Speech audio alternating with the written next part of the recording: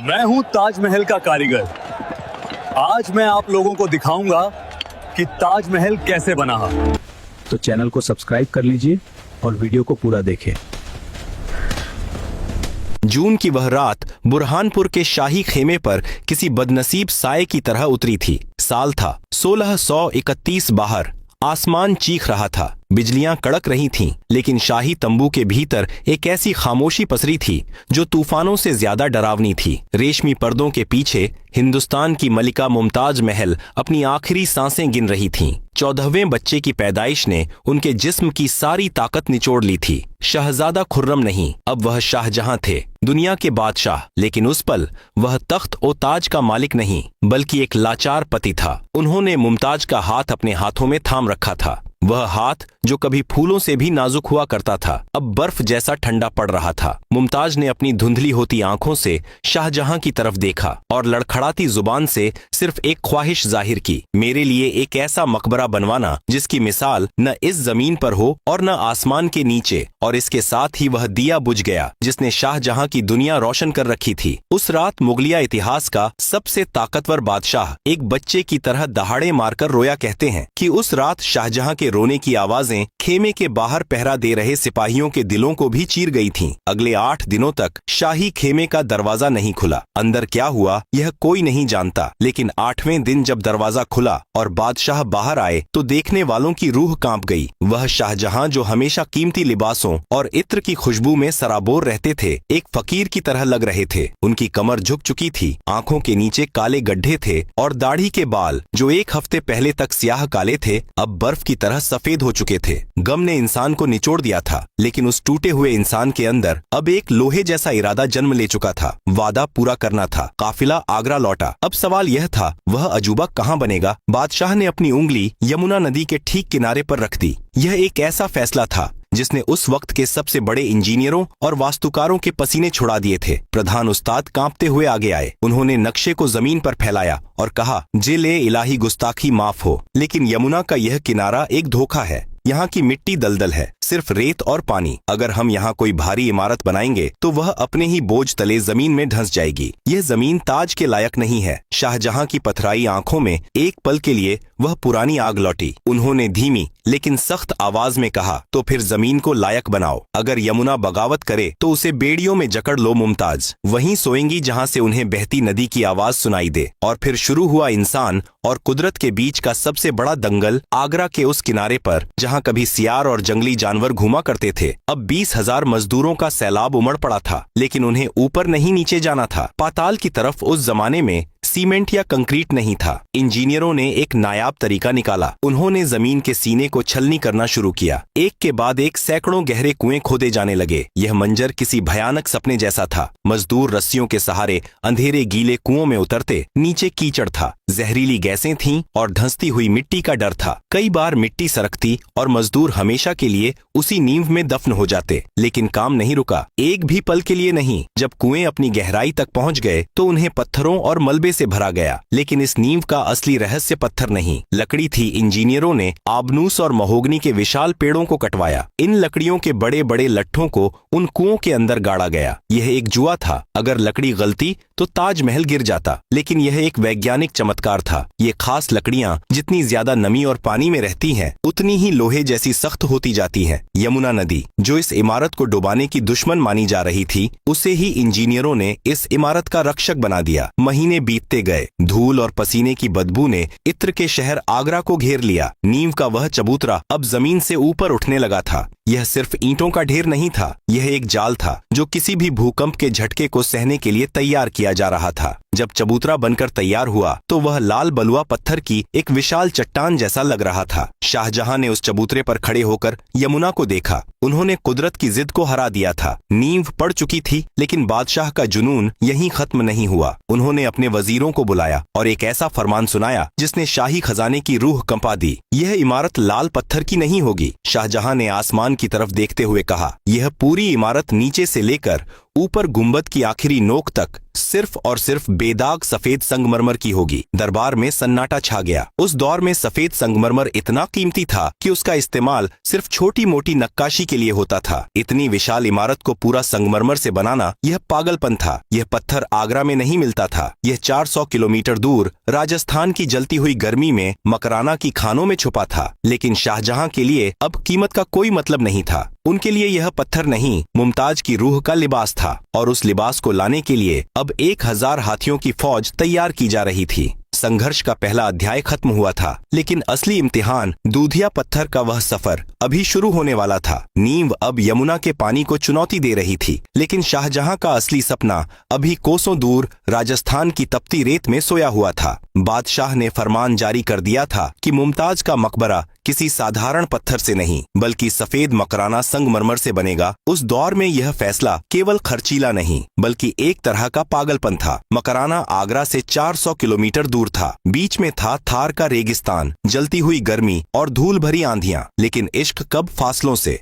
और अविश्वसनीय सफर शुरू हुआ। इतिहास गवाह है कि उस वक्त 1000 हाथियों का एक विशाल लश्कर तैयार किया गया। जी हाँ, 1000 हाथी, इनके साथ हजारों बैलगाड़ियां और अनगिनत मजदूर थे। राजस्थान की खदानों से जब विशालकाय सफेद चट्टानें काटी जाती थीं, तो उनके गिरने की आवाज से धरती कांप उठती थी। इन चट्टानों को बड़ी सावधानी से खास तौर पर बनाई गई लकड़ी की गाड़ियों पर लादा जाता। जरा उस मंजर की कल्पना कीजिए। रेगिस्तान के सन्नाटे में मीलों लंबा काफिला रेंग रहा है। पहियों की चरमराहट, बैलों की घंटियां और मजदूरों के लोकगीत। यह पत्थरों का सफर नहीं था, यह एक सफेद नदी थी जो रेगिस्तान को चीरती हुई आगरा की तरफ बह रही थी। एक एक पत्थर कई टन भारी था। अगर रास्ते में एक भी पत्थर चटक जाता तो महीनों की मेहनत मिट्टी में मिल जाती। यह सफर हफ्तों, कभी कभी महीनों तक चलता था। जब वह सफेद पत्थर आगरा की छावनी में पहुंचता तो उसे ऐसे छुआ जाता जैसे वह पत्थर नहीं, बल्कि कोई मुकद्दस चीज हो। आगरा अब दुनिया का सबसे बड़ा कारखाना बन चुका था। फारस, तुर्की, बगदाद और समरकंद से बेहतरीन आर्किटेक्ट और कारीगर बुलाए गए थे।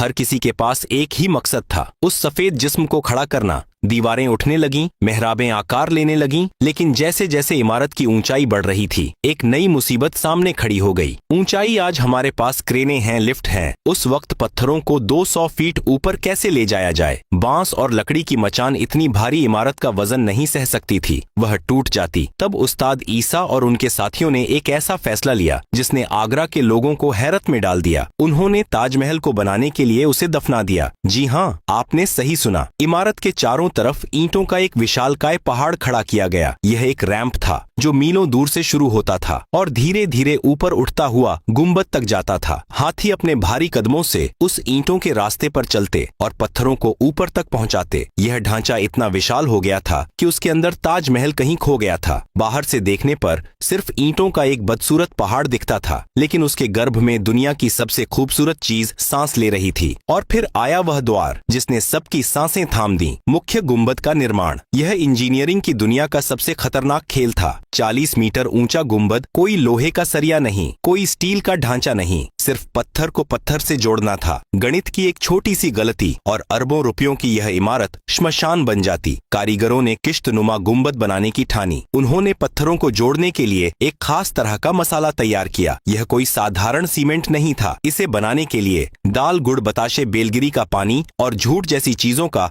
एक गुप्त मिश्रण तैयार किया गया, जिसे सरूज कहा जाता था। यह मिश्रण सूखने के बाद चट्टान से भी ज्यादा सख्त हो जाता था। जिस दिन गुंबद का आखिरी पत्थर रखा जाना था, उस दिन पूरी साइट पर सन्नाटा था। न कोई हथौड़ा चल रहा था, न कोई आवाज। सबकी नजरें आसमान पर थीं। जैसे ही वह आखिरी पत्थर अपनी जगह पर बैठा और गुंबद ने अपना बोझ खुद संभाला, एक राहत की लहर दौड़ गई। गुरुत्वाकर्षण को मात दी जा चुकी थी। मुमताज के सिर पर ताज रखा जा चुका था। साल दर साल बीतते गए। करीब 20 साल गुजर चुके थे। इमारत बनकर तैयार थी, लेकिन वह अभी भी ईंटों के उस विशाल जाल में कैद थी। जानकारों ने बादशाह शाहजहां से कहा, जिले इलाही, इमारत मुकम्मल है, लेकिन इसके चारों तरफ जो ईंटों का पहाड़ हमने बनाया है, उसे हटाने में ही हमें 5 साल और लग जाएंगे। शाहजहां अब बूढ़े हो रहे थे। उनका सब्र जवाब दे रहा था। 5 साल मुमताज के दीदार के लिए 5 साल और नहीं। बादशाह की आंखों में एक चमक आई। उन्होंने वजीरों की तरफ देखा और एक ऐसा हुक्म दिया जो आज भी किस्सों में सुनाया जाता है। शाहजहां ने ऐलान कर दिया, इस मचान की ईंटें शाही खजाना नहीं है। आज रात से जो कोई भी यहाँ से ईंट ले जाएगा, वह ईंट उसी की होगी।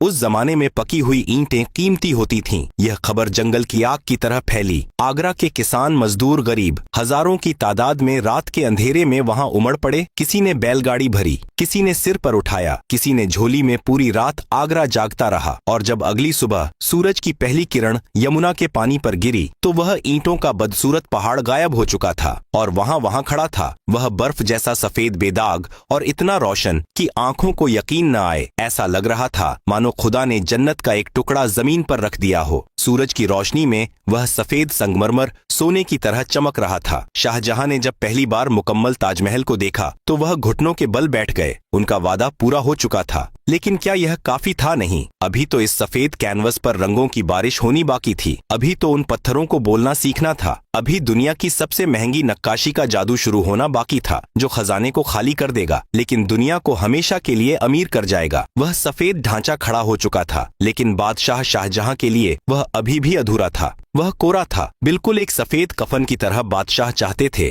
कि मुमताज की कब्र के आसपास ऐसे फूल खिलें जो कभी मुरझाए नहीं, ऐसे रंग हों जो कभी फीके न पड़े। और यहीं से शुरुआत हुई दुनिया की सबसे बारीक और सबसे महंगी कलाकारी की, जिसे हम पच्चीकारी या परचिनकारी कहते हैं। यह कोई पेंटिंग नहीं थी। पेंटिंग तो धूप और बारिश में मिट जाती है। यह पत्थर के दिल में पत्थर को जड़ने की कला थी। शाहजहां ने दुनिया के कोने कोने में अपने हरकारे दौड़ा दिए। मकसद सिर्फ एक था, कीमती रत्न ढूंढकर लाना। तिब्बत से फिरोजा मंगाया गया, अफगानिस्तान से लैपिस लाजुली का नीला पत्थर आया, मिस्र से पुखराज, रूस से मैलाकाइट और श्रीलंका से नीलम। कुल मिलाकर 28 तरह के नायाब और बेशकीमती रत्न आगरा लाए गए। यह अब सिर्फ एक इमारत नहीं रही थी, यह एक ज्वेलरी बॉक्स बन चूकी थी। कारीगरों का काम किसी इबादत से कम नहीं था। जरा सोचिए, एक सख्त संगमरमर की शिला पर एक फूल की पत्ती को तराशना, फिर उस पत्ती के बिल्कुल आकार का एक कीमती लाल पत्थर काटना और उसे संगमरमर के अंदर ऐसे फिट करना कि बाल बराबर भी जगह न बचे। अगर आप आज भी ताजमहल की दीवारों पर हाथ फेरेंगे तो आपको पता ही नहीं चलेगा कि कहाँ संगमरमर खत्म हुआ और कहाँ दूसरा पत्थर शुरू हुआ। इसे हमने सिमट ए गैप कहा था, यानी वो जोड़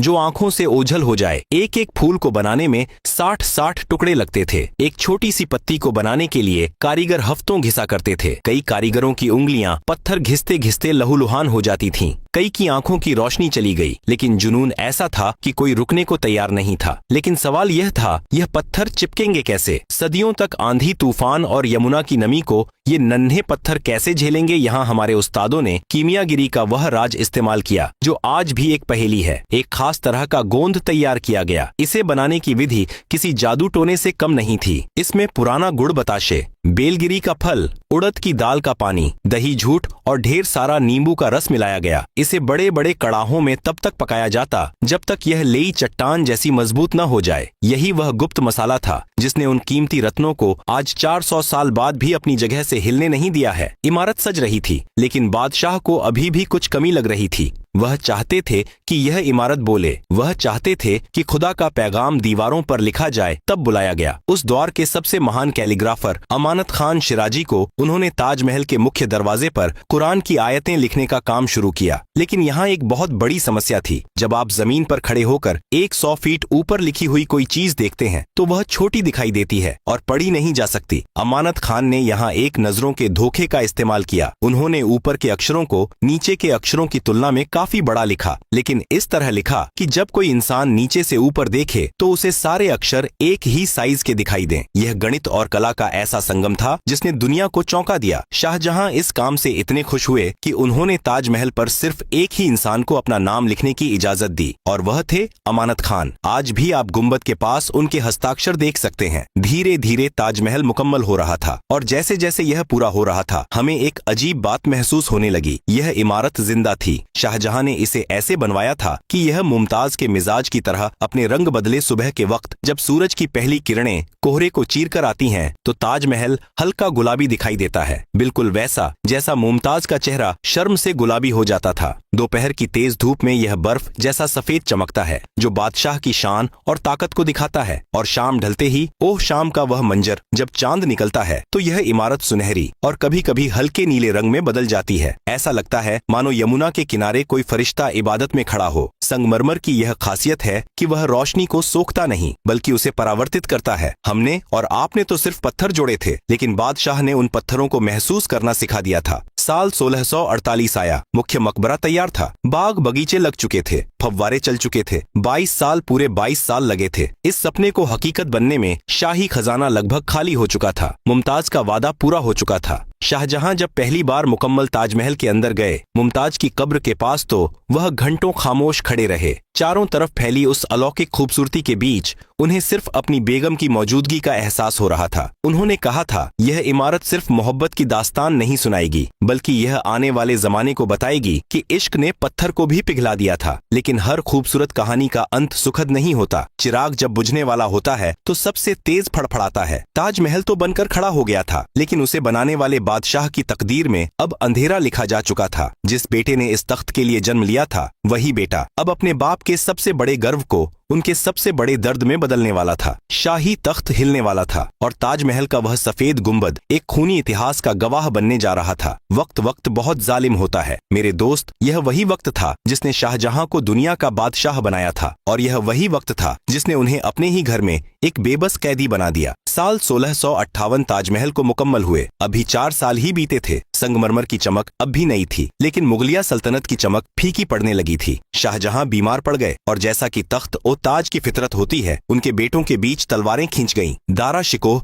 जो बादशाह के चहेते थे और औरंगजेब जो तलवार और मजहब के पक्के थे। जंग हुई और नतीजा वही हुआ जो अक्सर इतिहास में होता है। ताकत ने जज्बात को हरा दिया। औरंगजेब जीत गया। उसने अपने भाइयों को रास्ते से हटाया और अपने ही बूढ़े बाप शाहजहां को आगरा के किले में नजरबंद कर दिया। जरा सोचिए, उस बदनसीबी की जिस बादशाह ने हिंदुस्तान को ताजमहल जैसा तोहफा दिया, उसे उसी शहर में एक छोटे से महल मुसम्मन बुर्ज में कैद कर दिया गया। उनसे उनकी सल्तनत, उनकी फौज, उनका खजाना सब छीन लिया गया। यहाँ तक कि उन्हें पीने के पानी के लिए भी तड़पाया गया। कहा जाता है कि बादशाह ने अपने बेटे को खत लिखा था, तुमसे तो वे हिंदू अच्छे हैं जो अपने मरे हुए माता पिता को भी पानी पिलाते हैं, और तुम अपने जिंदा बाप को प्यासा मार रहे हो। लेकिन औरंगजेब ने शाहजहां से सब कुछ छीना, सिवाय एक चीज के। एक खिड़की। उस कैद खाने में एक छोटी सी झरोखा नुमा खिड़की थी, और उस खिड़की से क्या दिखता था? यमुना के उस पार खड़ा दूधिया रोशनी में नहाया हुआ ताजमहल। अगले 8 साल, जी हाँ 8 लंबे और तन्हा साल शाहजहां ने उसी खिड़की पर बैठकर गुजार दिए। अब उनके पास न तो मयूर सिंहासन था, न ही दरबारियों की भीड़। अब उनके पास सिर्फ यादें थीं। मैं उस्ताद याकूब अब बहुत बूढ़ा हो चुका था, लेकिन कभी कभी